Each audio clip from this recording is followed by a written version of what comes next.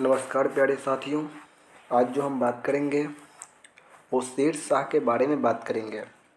इससे पहले हम बाबर और हुमायूं के बारे में बात कर चुके हैं। आज हम शेर शाह के बारे में देखेंगे। चलिए शुरू करते हैं आज शेर शाह के बारे में। सबसे पहले शेर शाह का शासनकाल। शेर शाह का शासनकाल कब से कब तक है? 1540 से 45। आपको पता होना चाहिए 1540 में ये कन्नौज या बिलग्राम युद्ध जीतने के बाद शेर शाह गद्दी पर बैठा और 45 में कालिंजर के युद्ध में मारा गया। इस समय उसका अंत हो गया। चलिए आगे बढ़ते हैं। सूर साम्राज्य का संस्थापक शेर शाह सूरी ही था। सूर साम्राज्य का संस्थापक शेर शाह सूरी ही था तथा डॉक्टर कानूनगो के अनुसार शेर शाह का जन्म 1486 में हुआ था, जो गलत है।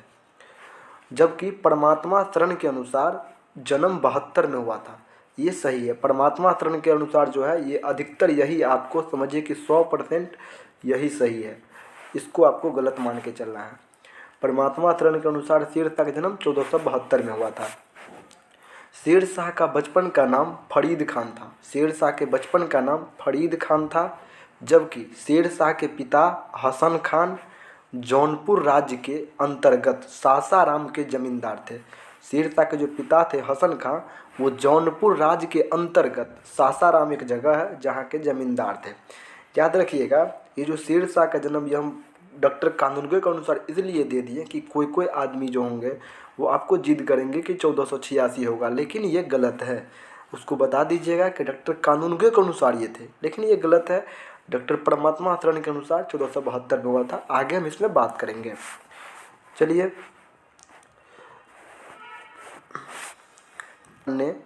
फरीद खान ने एक शेर को तलवार के एक ही वार से मार दिया।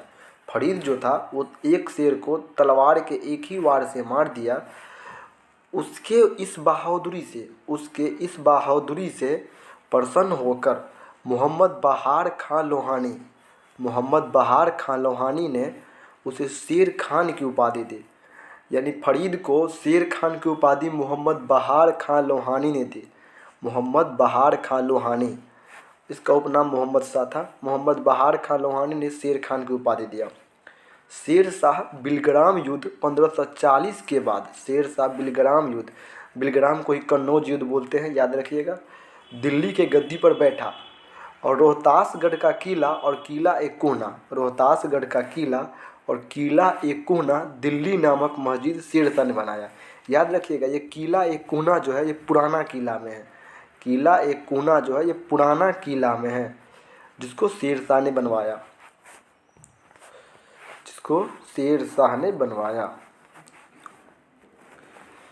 शेर शाह की मृत्यु कालिंजर के किला जीतने के क्रम में हो गया। शेर शाह का मृत्यु कालिंजर के किला जीतने के क्रम में 1545 में हो गया। उस समय वो उक्का नामक आग्नेय शास्त्र चला रहा था। कालिंजर पर आक्रमण के समय वहाँ के शासक किरत सिंह थे। कालिंजर पर जब आक्रमण किया शेर शाह, उस समय वहाँ के शासक कौन थे? उस समय वहाँ के शासक किरत सिंह थे। हिंद तथा ईरानी वास्तुकला का समन्वय शेर शाह के मकबरा में मिलता है, जो सासाराम में है, झील की ऊंची चोटी पे है। अगर पूछ दे कि शेर शाह का मकबरा कहाँ है, तो ये सासाराम में है, और सासाराम में झील की ऊंची चोटी पे है। उसी में हिंद और तथा ईरानी वास्तुकला का नमूना मिला। उत्तराधिकारी उसका पुत्र इस्लाम शाह हुआ। शेर शाह का उत्तराधिकारी उसका पुत्र इस्लाम शाह हुआ। शेर शाह ने भूमि माफ के लिए 32 अंक वाला सन की डंडी या सिकंदरी गज समझिए। सन की डंडी या सिकंदरी गज का प्रयोग किया। सन की डंडी या सिकंदरी गज का प्रयोग किया, याद रखिएगा। शेर शाह ने चांदी का रुपया तथा तांबा का दाम चलवाया। शेर शाह के समय 1/3 भाग पैदावार लगान वसूल किया जाता था। शेर शाह के समय 1/3 भाग पैदावार का लगान वसूल किया जाता था। यानी ज़मीन में जो पैदावार होता उसका एक।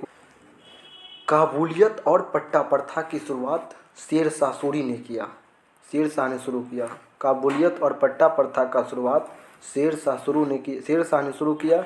शेर शाह ने 1541 में पाटलिपुत्र को पटना के नाम से पुनः स्थापित किया। शेर शाह ने 1541 में पाटलिपुत्र को पटना के नाम से पुनः स्थापित किया।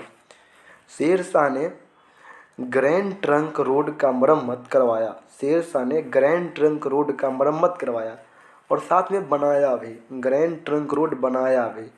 Grand trunk road Sher Shah बनाया भी। Grand trunk road Sher Shah ने बनवाया। और डाक प्रथा का प्रचलन किया। डाक प्रथा का प्रचलन शेर शाह ने किया।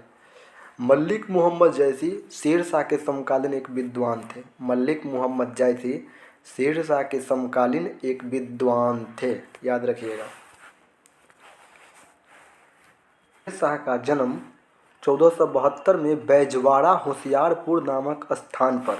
शेर शाह का जन्म 1472 में बैजवाड़ा होशियारपुर नामक स्थान पर हसन सूर के अफगानी पत्नी के गर्भ से हुआ। और 1543 तथा इसने 1543-44 में मालदह को हराकर जोधपुर मेवाड़ पर अधिकार कर लिया। जोधपुर और मेवाड़ पर अधिकार किसने किया? शेर शाह। 1543-44 में शेर शाह सूरी ने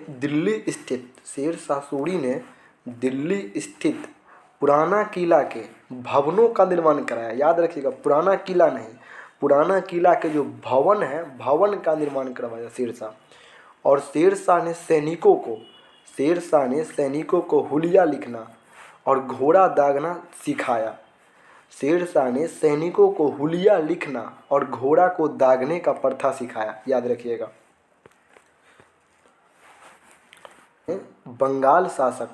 शेर शाह ने बंगाल शासक नुसरत शाह को पराजित कर हजरत ए आला की उपाधि लिया। शेर शाह ने बंगाल शासक नुसरत शाह को पराजित कर हजरत ए आला की उपाधि लिया।